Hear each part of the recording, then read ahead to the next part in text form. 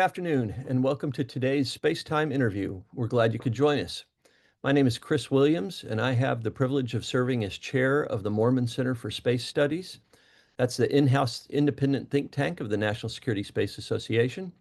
The center is named in honor of the late General Tom Moorman, who is a pillar in the national security space community and a friend and mentor to many, myself included. For those who don't know, NSSA is a 501c3 organization focused on promoting collaboration between the U.S. government and the private sector on a broad range of national security space-related topics.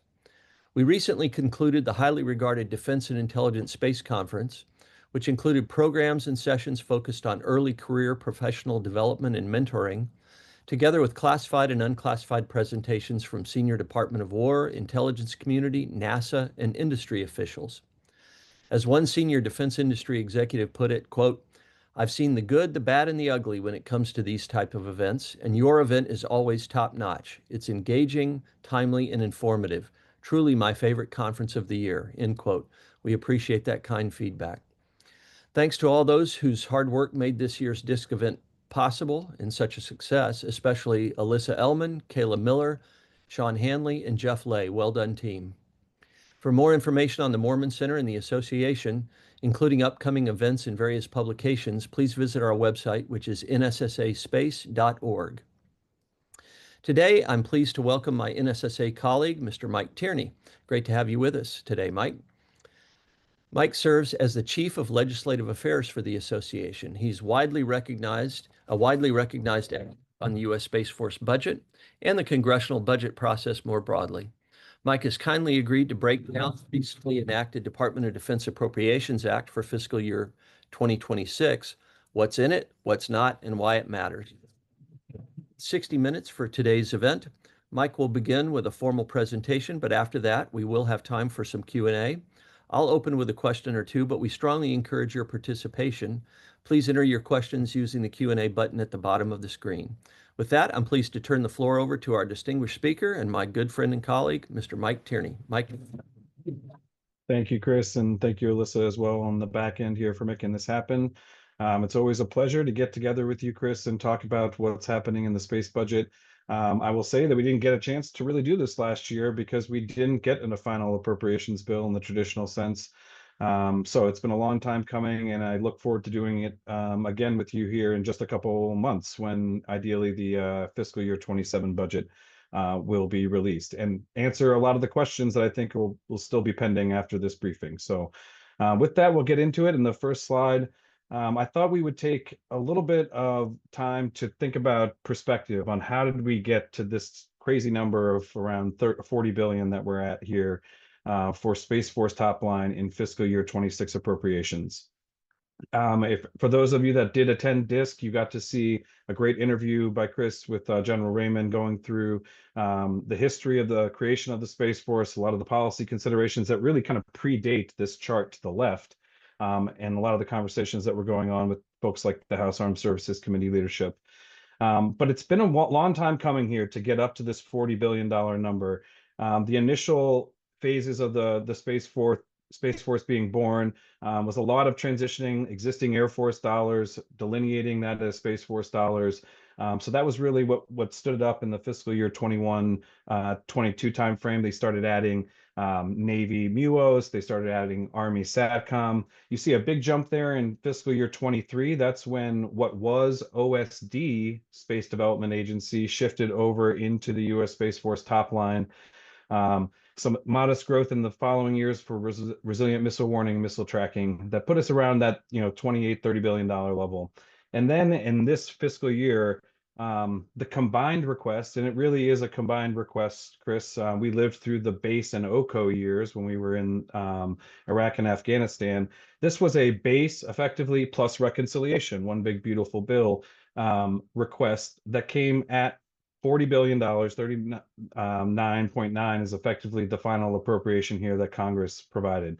That's a historic number for the Space Force. You can see the dramatic year-over-year growth. I don't think that it's an definitive answer yet in terms of, is this a sustained future top line for the Space Force? And how does reconciliation and the delineation of base versus reconciliation, what does it look like in 27 without a reconciliation bill or with a reconciliation bill? Those are questions I think we'll discuss and we'll never answer in this discussion today, but I think we'll get some answers here in a few weeks. So that's all to give you the context about, how did we get to this big number, this $40 billion number. The next slide kind of shows you what is in that 40 billion. How is that 40 billion comprised? And in addition to some other elements. I should say also here, as we're looking at the data elements, this is all powered by an NSSA member company, Velos, that provides the data backbone here. So thank you to the team over there, Will, Chris, Jake, everybody, Jeff. How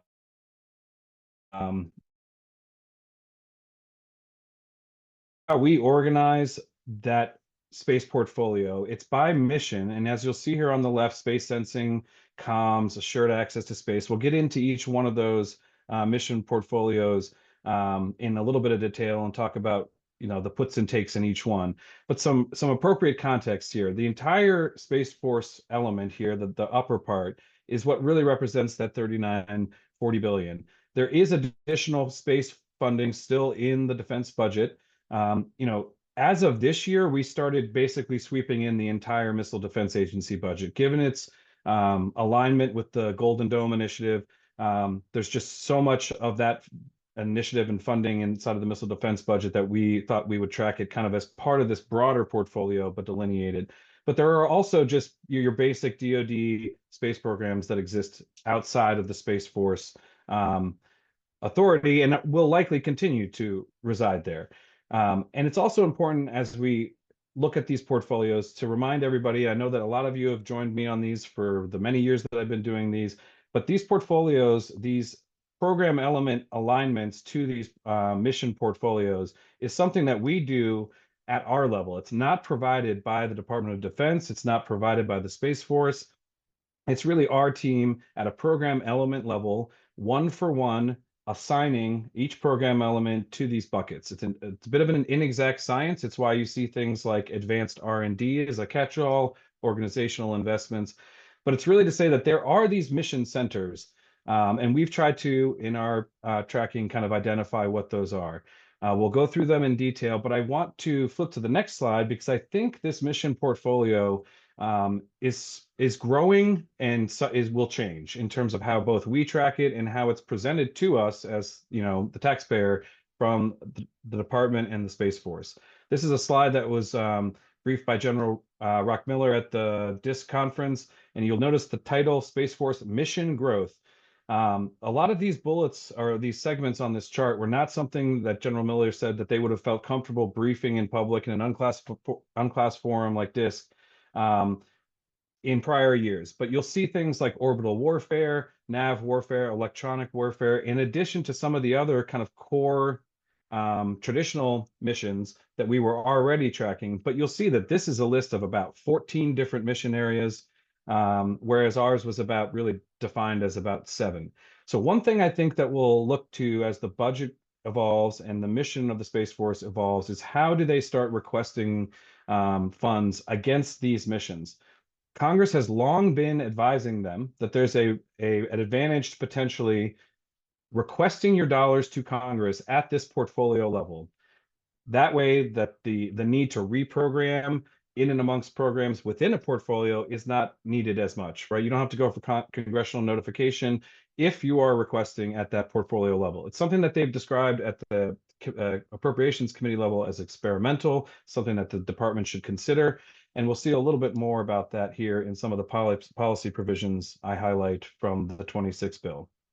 So I just wanted to highlight, these are our mission portfolios. We're going to walk through the portfolios kind of on our basis, but it is potentially subject to change. And this is going to align to some of the new reorganization of Space Systems Command to align with the new PAE structure. So you'll see space-based sensing and targeting is one of the named new PAEs.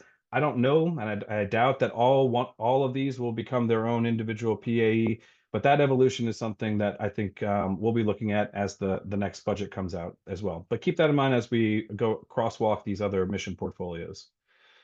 Next slide, please.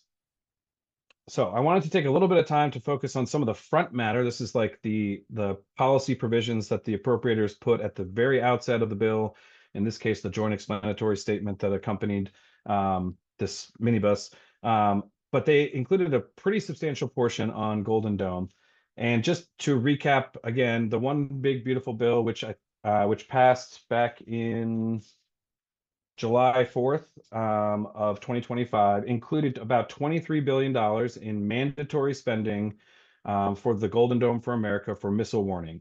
Um, if you're like me, when that came out and the budget came out, you were looking, as all of industry was, to find where the money was, who had the money, how is it aligned to program elements, how is it going to be obligated and expended. And I think, understandably expected that the budget requests might have some of that detail, and it did. And when the budget came out, it reconciled the 25 mandatory spending that came out of the one big beautiful bill against program elements on a kind of one-to-one line item basis. But I myself, industry we were all looking for that connective tissue of, okay, it's in that program element, but what is it being used for? How do you articulate what that investment is in that program element? And the budget justification documents that were in the base request made reference to a reconciliation exhibit effectively, but I never found it. We couldn't find it. Everyone was looking for it. So I'm here to tell you that if you didn't find it, you should feel okay, because Congress didn't get it either. And this language was pretty pointed in saying that they are very supportive of Golden Dome for America, but they're not writing a blank check for that many billions of dollars. And so there is some language here that I've highlighted. Due to insufficient budgetary information, House and Senate Defense Appropriations subcommittees were unable to effectively assess resources available to specific PEs to conduct oversight of planned programs and projects for the 26 Golden Dome effort.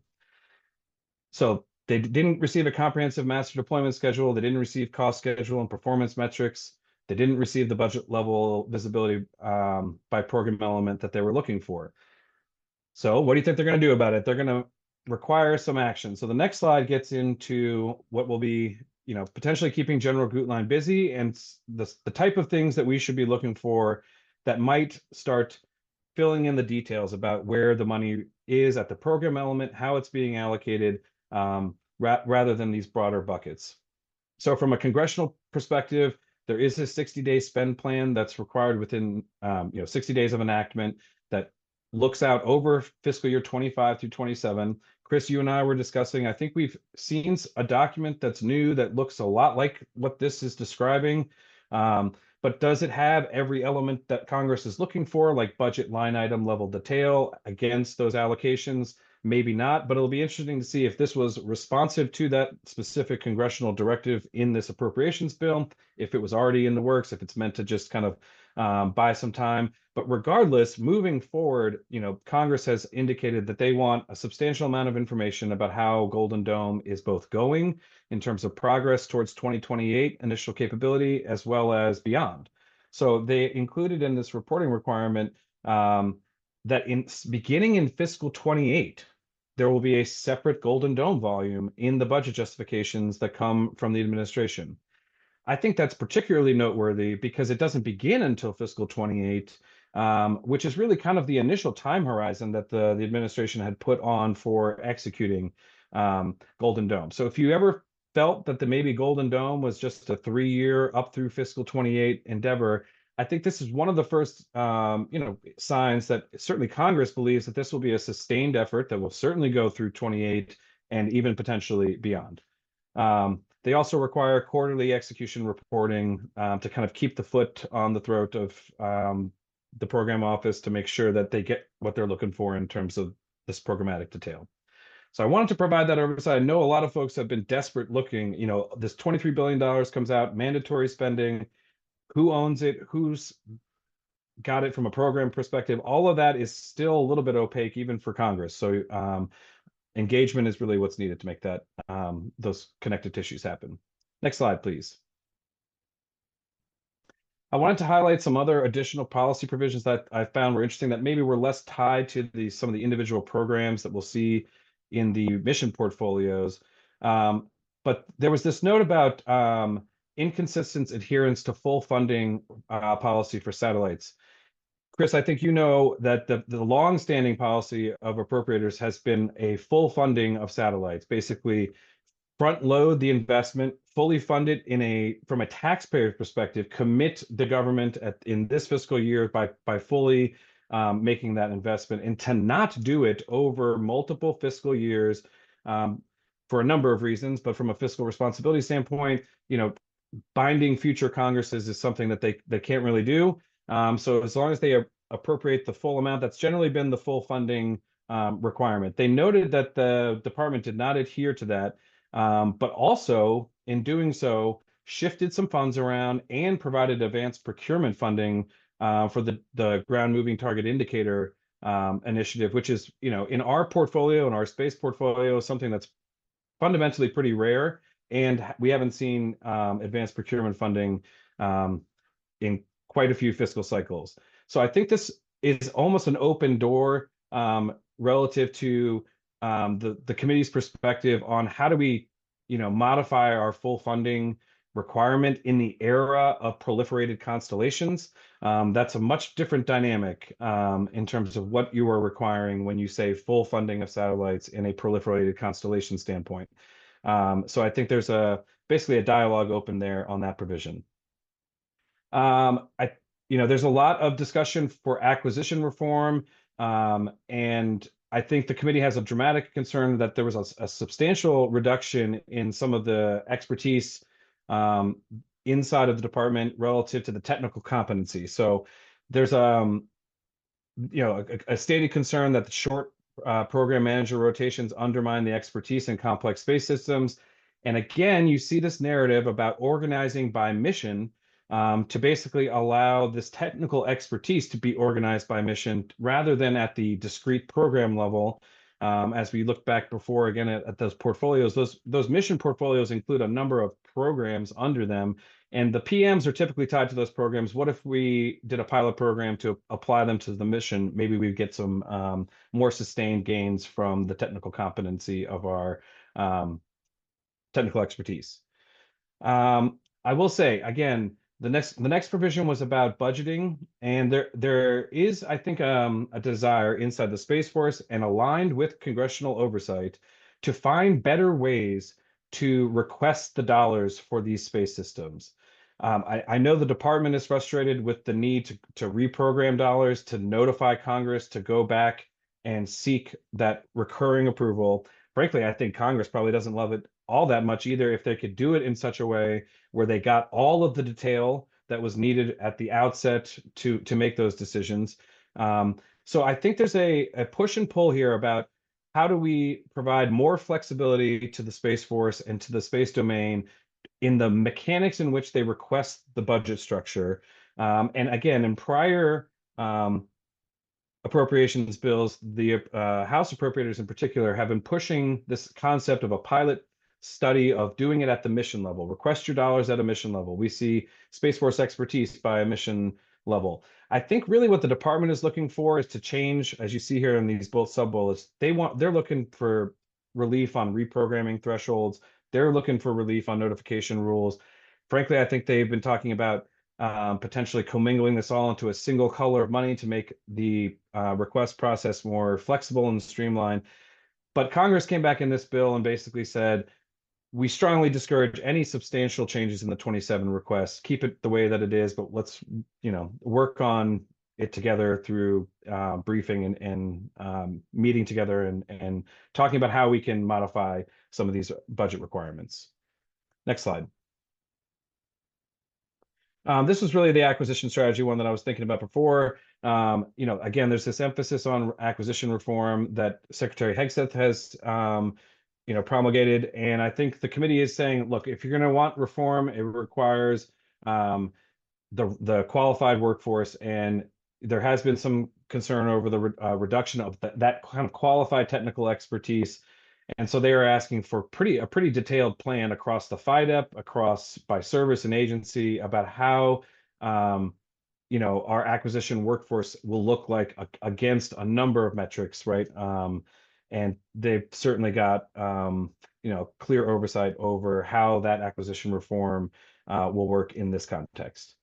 The last policy provision I wanted to highlight is, in the context of Golden Dome for America and the number of, phases of intercept, whether it's the boost phase, ground terminal, space-based interceptors, there is obviously likely, maybe not obviously, but there's a surge in demand for solid rocket motors. And the committee is acknowledging that currently in the United States, we basically have a sole source for solid rocket motors, and they make a substantial investment in this bill and a clear policy declaration that we don't want just one, we want more than one. And so they provided dedicated funding for a second source qualification and modernization initiatives. This is, again, I think, further support of the Golden Dome Initiative. You're not going to do this, you're not going to make this a priority unless you see the Golden Dome Initiative as a sustained, necessary effort that will require this industrial base that can provide these solid rocket motors at a scale and level that we currently can't. So they're trying to build up that industrial base before it becomes a problem. So that's likely a pretty big win for folks like L3 that acquired Aerojet Rocketdyne. Obviously, Northrop Grumman is the predominant sole source right now through their orbital ATK heritage. Next slide. So here's where I start getting into a little bit of the detail about each one of the mission portfolios. I'll take some time to just give a sense of, what are the components of this mission portfolio, as well as highlight some of the key takeaways from this mark. So assured access to space, this portfolio, again, our portfolio, there is no delineation that says these lines are assured access to space. Hopefully, as the budget evolves, maybe we get to a place where that is happening officially, but this is our best estimation of how you would characterize assured access to space. It includes certainly all of the national security space launch programs. This is the ULA, SpaceX, launch enterprise, but it also includes things like tactically responsive space launch, as well as this space access, mobility, and logistics program element. It was a program element that in the requests and the department seemed to be walking away from as a priority in fiscal 26. There's a lot of other priorities in the department, but space access, mobility, and logistics was not one that rose to that level of prioritization, but certainly has been for Congress and remains to be so. So this is kind of a lifeline for the SAML initiative. 10 million for space access, 10 million for on-orbit servicing. So that's a bit of a big win for that market space. I'll say on the national security space launch side, there was a substantial cut, about 100 million. From what I could tell, that was not attributable to like a slippage of a single launch. I think that may have more to do with potential timing relative to the contracting side and the onboarding of the phase 3 providers, but not a prejudicial cut by any stretch. Next slide, please. BMC3I, this portfolio covers things like the satellite control network, some of the enterprise engineering and integration lines. Again, things that aren't necessarily satellite programs or mission-based programs, but are kind of the tissue that connects them all. And I did want to highlight this $20 million ad for commercial space domain awareness. This is inside of a rapid resilient command and control. That's a space RCO program.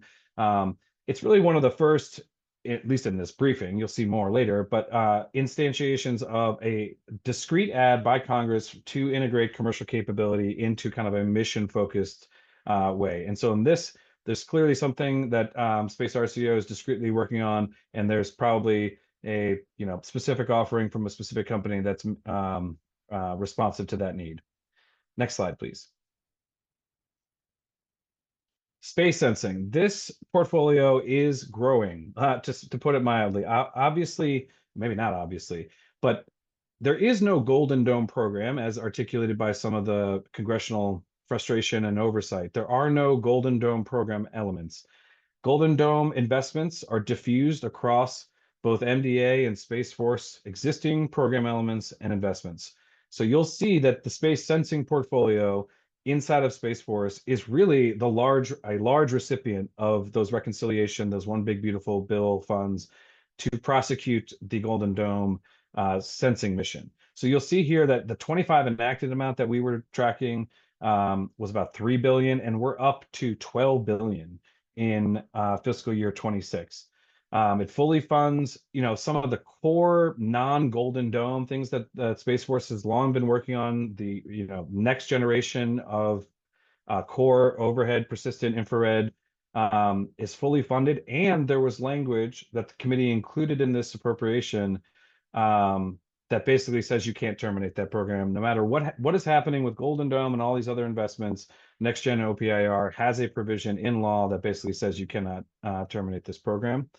There was also, you'll see in some of the, this is why it's important to not just look at the numbers, right? Because in the classified line, the classified mission portfolio that you'll see here later, there is a decrement or a decline, but a large of that is a transfer of this next gen OPIR polar funding, which had been in the classified RD-Tierney roll-up, was discreetly pulled out and put into this space sensing portfolio, or really to its own discrete program element in the unclassified side of the budget. So again, the classified portfolio in that sense for that money is not a decrement of 430 million. It is to that line, but it isn't, to mission and to capability. This mission portfolio also funds things like the resilient missile warning, missile tracking, which was one of the initiatives that I highlighted that paved the way for some of the additional budget growth for the Space Force in years like fiscal year 24. It funds largely through both a combination of base and the reconciliation funds, the ground moving target indicator and the airborne moving target indicator initiatives. Interestingly, there was also a provision that requires that the AMTI program, I believe it is, not be sole source, that there be competition in the AMTI program moving forward. We'll talk, I think, a little bit more about that as we talk about how the Space Development Agency's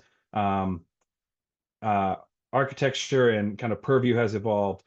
But that's a clear indication from Congress that there are certain capabilities, certain initiatives that they don't want to over rely on any particular one provider, right? This is a consistent thing that the Congress has been preaching all the way back to the Assured Access to Space days and a dual launch provider. There's a potential for some of that to reemerge in the context of some of these Golden Dome capabilities, whether it's space data transport. And so Congress has already indicated that they're a little bit uncomfortable with some of the sole sourcing. You see it in the solid rocket motor as well. So you see this provision in the bill that requires a dual source provider for the AMTI, or prohibits sole source, I think is another way that it actually says it. So again, the space sensing portfolio now up to 12 billion. That is effectively almost the size of the entire Missile Defense Agency budget. That is the space sensing elements inside the United States Space Force that we've identified almost are equal to the total investment of the Missile Defense Agency. And I think as we get into a little bit more detail, if you add the Space Development Agency to this 12 billion, because they've effectively lost the transport mission, so it remains a tracking mission, it's actually larger. So next slide, please. SDA in this context is Space Domain Awareness, not Space Development Agency, and combat power. This is a terminology I think that you will see us evolve in terms of how we track that mission. They're calling it orbital warfare, they're calling it other things, but certainly Space Domain Awareness and combat power. A lot of these investments are really kind of embedded in the classified RDT&E portfolio, but those that do make their way here into the unclassed portfolio, you can see some of these nuggets for things like AI, right? Some folks are often asking us, where are the investments in artificial intelligence and machine learning in the space budget? And to be honest, there's not like a huge dedicated initiative. There's not a single portfolio program where they're centralizing that. It's more like these types of initiatives where you see individual AI applications inside of a mission portfolio or program portfolio. Next slide, please.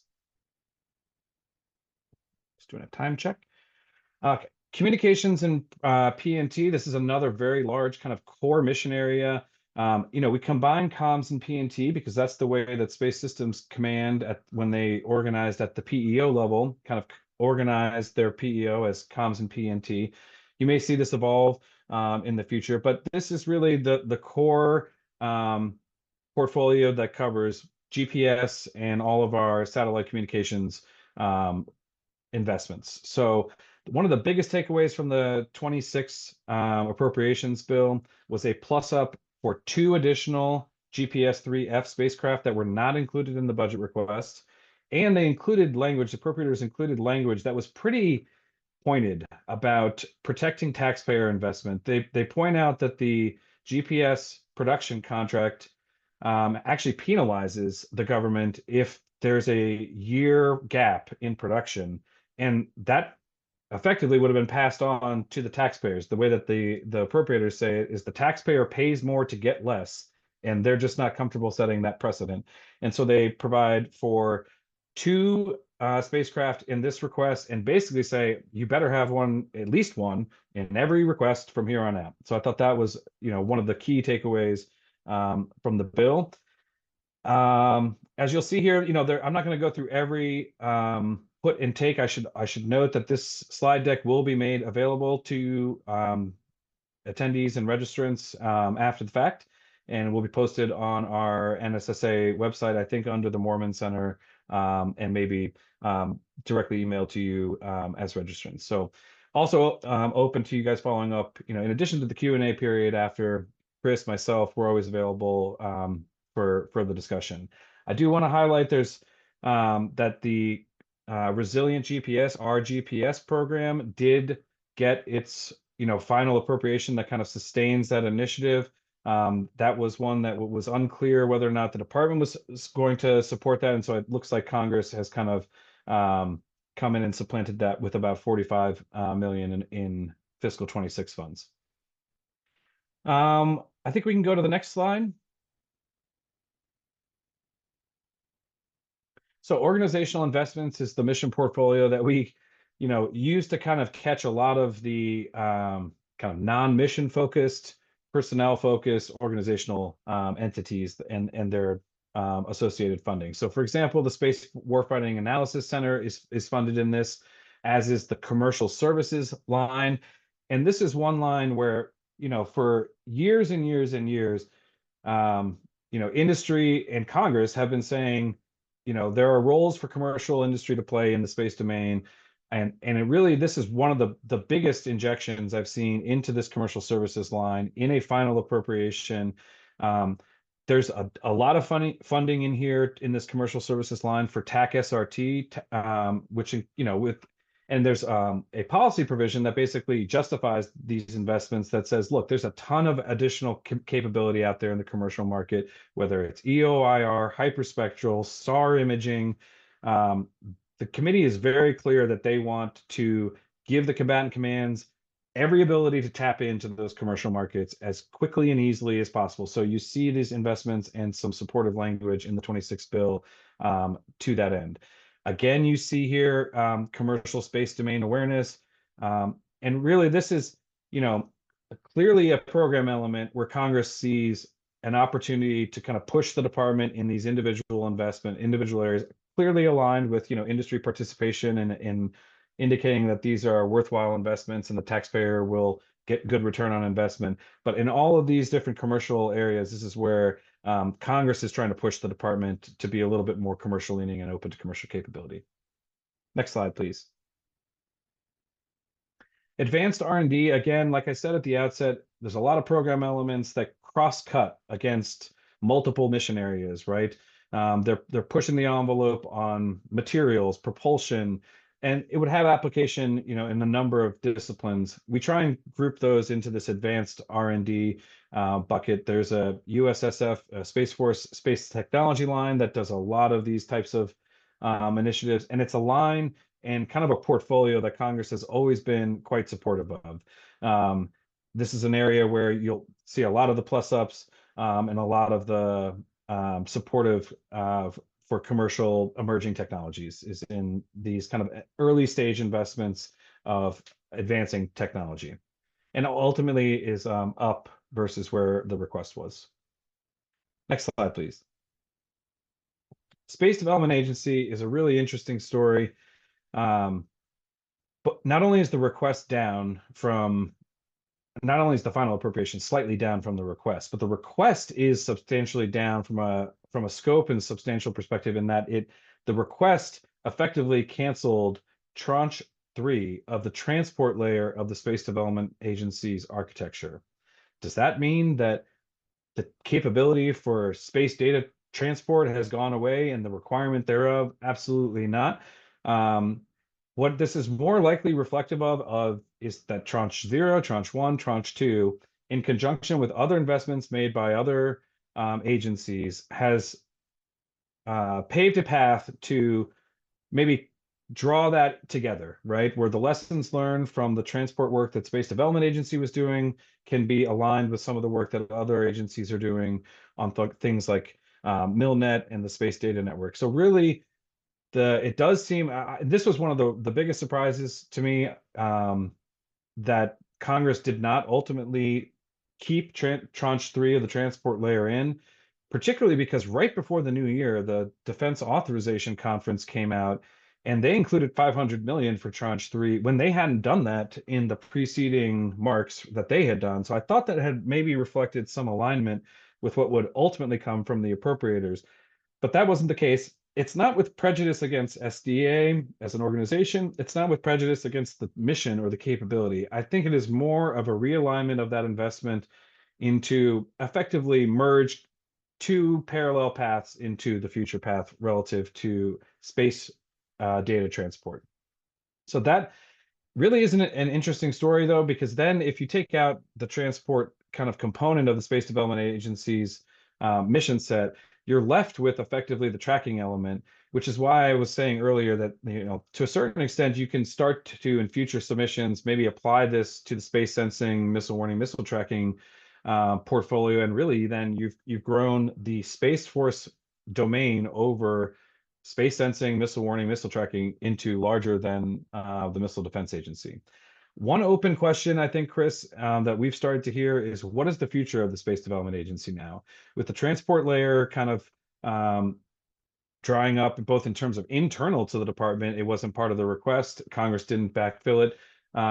And given that the remainder of the mission is that tracking layer, and there being these other mission portfolios and other initiatives like Golden Dome, I've heard some chatter that maybe it will be subsumed. Some of the components of the work that Space Development Agency will be doing will be just essentially assumed into the rest of the work that SSC is doing, and less delineated as a separate agency and separate initiative. I don't know that to be true.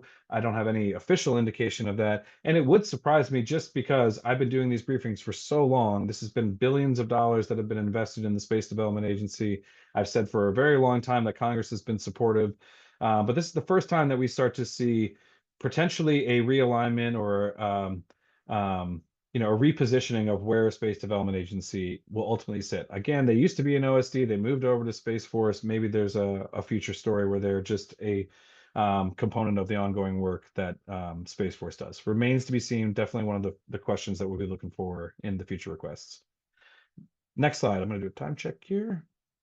Want to leave time for questions. I'm not going to go through these in detail, other than to say that Space Force does have its own O&M and military personnel accounts. That's not what they started with back. If you go to my original chart, don't do it, Alyssa, but if you think about my original chart, there was no O&M accounts, there was no MilPer. That's largely what's contributed to some of the top line growth over those intervening years. Next slide. Again, this slide is to emphasize that while the U.S. Space Force does have the predominance of the space budget inside of the DoD unclassified budget, there do remain pockets of investment in space that the other services or OSD continue to have dominion over, and likely will. For example, I mean, on the terminal side, I think back when Space Force was created and they started moving some of the SATCOM stuff from Army over, they said, the Congress said, terminals will always remain with the Army. but you do see some, so that's largely what some of this SATCOM procurement dollars are. You see Army PNT initiatives. You see some small sat initiatives, things at the like OSD level are kind of fall into this bucket. But that entirety of that bucket is about $2 to $3 billion when we're talking about a Space Force portfolio that is about 40 billion. So if you think back in your grading, did we do a good job in standing up the Space Force, getting most of the space money over into the Space Force? Yes, and there's really just a few pockets here and there that remain outside of that portfolio. Next slide, please. Again, this is our kind of like new way of tracking basically the entirety of the missile defense portfolio. Some of these are, traditional missile defense and not necessarily space layer oriented, but are important context relative to something like Golden Dome, so that you get the complementary picture of how much investment is going into this broader architecture to support Golden Dome. 300 million in addition for THAAD, 475 million for Aegis. This is on top of, sizable increases in the reconciliation bill itself, the mandatory funding. And so this is all to say, if there was any doubt that you had in your mind that Congress wasn't fully supportive of this Golden Dome initiative, these dollar amounts, the way that they're funding, there leaves no doubt. That said, if you go back to that reporting requirement, Congress is Congress. Congress is going to Congress, right? They're going to want to have oversight. They're going to want to have detail. They're going to want to have spend plans. They're going to want to be involved. And that is the kind of mandate moving forward with all of these sizable investments going to these folks. Next slide, please. I believe this is the last slide. And I won't get into much detail other than to say, again, this is something that's tracked at the public unclass level. And you saw a transfer of some of that next gen OPIR funding from the classified RDT&E roll-up line into its own discrete line that accounts for a decrement, not a substantive or mission-oriented loss of capability. And so with that, Chris, I think that was my last slide. It's been a truly unusual year. We entered this year under the first ever continuing resolution for the Department of Defense. We end at a higher level than we've ever been at for the Space Force. And I think there's only more questions to come, with the budget coming out. So happy to answer some questions. Thank you very much, Mike. Another great job illuminating what can be oftentimes an opaque process, and you do it very well. So thank you for tracking this for us and so many. You do a great job of it. I have a couple of questions, and then we'll turn to some of the questions that have been posed by our viewers. One is sort of your personal view. What encourages you the most as it relates to congressional support for military space this year? And at the same time, the flip side of the coin is what gives you the greatest concerns heading into the FY27 budget process? We've made it. It's been an interesting few years in terms of authorization appropriations processes. Yeah. You have the One Big Beautiful Bill Act, et cetera, et cetera. What encourages you, and what are some of the things we should be on the lookout for as FY27 rolls out here in the not too distant future? Yeah, I mean, I'm gonna kind of do two sides of the same coin here, because I could focus on what encourages me from a commercial perspective. They're continuing Congress to invest in commercial space capabilities. But really that top line number, right? That $40 billion. I mean, again, you and I wrote this doubling down on the Space Force budget, I think back in 2024, that articulated that there was a need for it. That need has been applied to Golden Dome for America through through a funding mechanism called reconciliation that got us to a place where the Space Force budget, a combined 26 plus 13 billion, puts us at 40 billion to really put us on a pace to make some sizable investments in some of these capabilities. That is super encouraging, right? I mean, you can't look at that number and that chart, that first chart, and not think, wow, we've come a long way, and it's with worthwhile investment from taxpayer dollars. That said, I am still very confused or concerned about what the 27 request is going to look like. There's a scenario where the all of the reconciliation dollars, which are mandatory $25, which have already been kind of allocated and delineated at the 26 request level, that there's no real indication in the 27 request of additional dollars, right? Because they've already attributed them in 26 request. Does that bring the base budget request for Space Force back down to 26 billion because they don't have this inject of reconciliation funds? So I don't think that's the case, right? Because these capabilities that they're starting through reconciliation funding with this 13 billion, they're not going away. As we've seen through the reporting oversight requirements, this is a sustained investment. So I have to think that one of two things has to happen. Either it moves into the base budget where the base request for the Space Force will not be 26, 27, 28, 29, 30 billion, but it will be 38, 39, 40 billion, where they don't need mandatory reconciliation dollars to supplement an additional base request. Or then maybe they need another reconciliation. I think there's been some recent statements from President Trump that makes that seem less likely. So my question, my worry is, this is great. 40 billion is amazing. It's injected a lot with this Golden Dome initiative. How does this move over and integrate into the future requests? And is it really sustainable as a future top line, or are we somewhere in between or even below? I'm not Right, sure. thank you very much. We have several questions that have come in on the extent to which the Space Force is effectively leveraging commercial space capabilities. So I'll start with a broad question and then hone in on a couple of particular areas. Do you think Congress has reached an inflection point on commercial integration into U.S. national security space architectures and missions? And talk a little bit about the extent to which you and I talked about this before our event today. Discuss the extent to which, in your mind, the acquisition reform initiatives that are being pursued by Secretary of War Hegseth, and also the acquisition reform legislation that's passed in the NDAA conference report this year.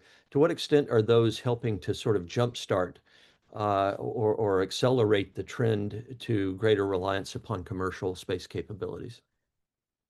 Yeah, no doubt a lot of positive progress, right? And a lot of positive momentum. I think Congress has largely always been there, right? In the sense that they've always been pushing the department to be more aggressive in terms of adoption of commercial capabilities. They're never going to push them like over the edge and force them, at least not that I can think of off the top of my head, to definitely do something commercial and outsource it by law. But they have consistently encouraged them to learn from commercial best practices, to adopt commercial, methodologies. And now we're seeing direct kind of commercial investment in capability. With things like the proliferation of Starshield, Starlink, you have Amazon Leo for government with another proliferated Leo constellation. You just have a recent announcement of Blue Origin doing the same thing. I think there is a bit of an inflection point where the department is starting to recognize that they don't need to build and own. They can buy and operate, right? And that distinction is always going to come with intense kind of security and cyber and security concerns. But I think we're seeing a transition to a more comfort where there is mission utility. And I also think that given the Trump administration's emphasis on speed, right? And with you referenced the acquisition reform, but also the Golden Dome mandate of fiscal year 28. I think they have to, right? There's going to be some necessary adoption of commercial capability. Are they going to do it for space-based interceptors? Of course not, right? That's not a commercial capability, but more reason when you have these giant, daunting challenges from a technical perspective that you have to go build and operate your own and operate yourself. Tap into where the commercial market can already supplement. So that's where you see the support for things like TAC SRT, commercial space domain awareness, and things like that. Definitely at a scale below the underlying kind of core architecture, but consistent kind of pushing in that direction. Thank you very much. We had a question from one of our viewers asking about pointing in the direction of, are you seeing a significant realignment between R&D dollars and procurement dollars? As you know, for many decades, most space activities were funded through research and development funding. Are you seeing a greater trend towards more clear articulation of what constitutes R&D and what activities are performed in the R&D category versus, say, procurement. Definitely, that's, I think, an accurate characterization. Certainly in our space domain, I think it still remains predominantly an RDT&E driven budget, right? The scale of the RDT&E component of the Space Force budget is it severely outweighs the procurement budget. Also, in terms of the nature of the work that we do in the space and satellite world, a lot of it's cyclical in nature, right? Where you're going to do a lot of development work that turns into a lot of procurement. And I think you see that kind of ebb and flow in our portfolio. But I would also highlight, the advanced procurement funding for GMTI is an evolution in this budget that I think kind of maybe does reflect what the viewer's sentiment is, which is certainly Congress, I think, is going to hold the department relative to things like Golden Dome accountable for whether or not those are truly development dollars or procurement dollars. And something like the GMTI advanced procurement was kind of in that bathwater, and I think shows where their head's at. As you are aware, the administration recently published their FY26 mandatory funding allocation plan, which is more detailed information on allocation of funds across many areas of that increased funding for defense as part of the reconciliation package. Can you talk a little bit about the crosswalk between reconciliation and the baseline Appropriations Act and how those fit together? Mhm. Is there close alignment, if you will? Are they effectively deconflicted? Yep. Or is there some overlap in area or miscommunication, if you will, disconnections in certain areas, or what's your take on that? It's a great question. And, I think the best answer is that this was an integrated request, integrated base with the reconciliation. Was it integrated to the satisfaction of congressional oversight? Probably not, right? Because what came out in that most recent spend plan is a very detailed kind of, I would say, a more detailed allocation of, the component for missile, for Golden Dome, the 24 billion. Here's how we're going to spend 7 billion here on space-based interceptors. But that's a pretty big chunk and a pretty big narrative, and they're saying they're going to spend on that document all of it in fiscal year 26. Literally, there are no columns filled out in the future years. There's no dollars in 26. There's no dollars in 27. They're saying, and I don't know that them saying that they're going to spend it all in that year, or certainly that it was, mandatory spending in that year. So, were you going to say something, Chris? I think you were on I mute. was just going to say, there's spending as part of the spend plan. There's dollars in FY25 and FY26, but not beyond, is your Correct. point. Yeah, yep. Right. And everything that we saw from the congressional mark certainly like presupposes that there will be future funding for Golden Dome up through 28 budget submissions requiring a separate Golden Dome exhibit. So that's where I'm not 100% sure that this spend plan that was just released is 100% responsive and was produced, kind of in response to the congressional direction in this appropriations bill, because I still think that document is missing some of the direct connection that I'm desperate for, Chris, right? Which is to say, yeah, you're going to spend 7 billion on space-based interceptors. Which program elements are going to reside those funds? Who owns those missions from a program element and an execution standpoint? That is something that Congress asked for in this oversight requirement in the 26 bill. They said, walk us through on a budget line item basis how you plan to spend it from now through 27. So I'm not sure that that's in that document. It may be satisfactory, right? And in conjunction with everything that General Gutline's doing, God knows that he's got to be briefing Congress on a pretty routine basis without this direction, right? That came down in the appropriations bill.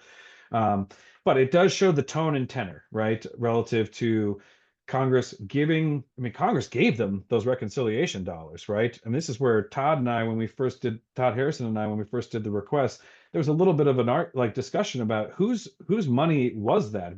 Did it come from Congress? Did it originate from Congress? Because it certainly did through a reconciliation act.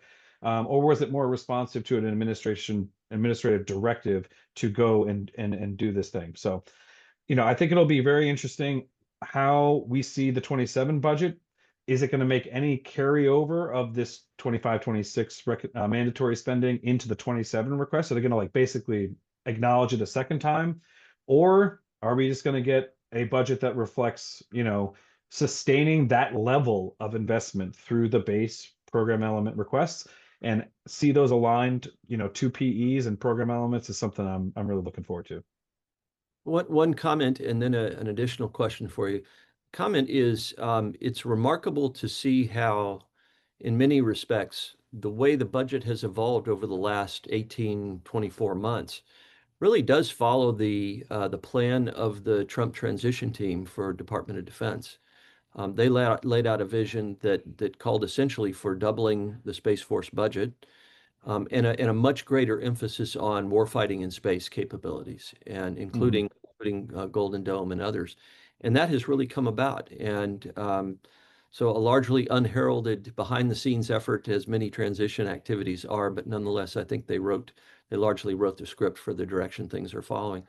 Speaking of that, the One Bill Act spend plan includes $5.6 billion for space-based interceptors as part of Golden Dome, as well as significant spending for other national security space programs and activities. Anything jump out at you in particular with respect to the reconciliation funding and any mission areas that you thought either did better or not as well as others, or how would you sort of characterize both the way it's framed up and where the dollars went in that regard?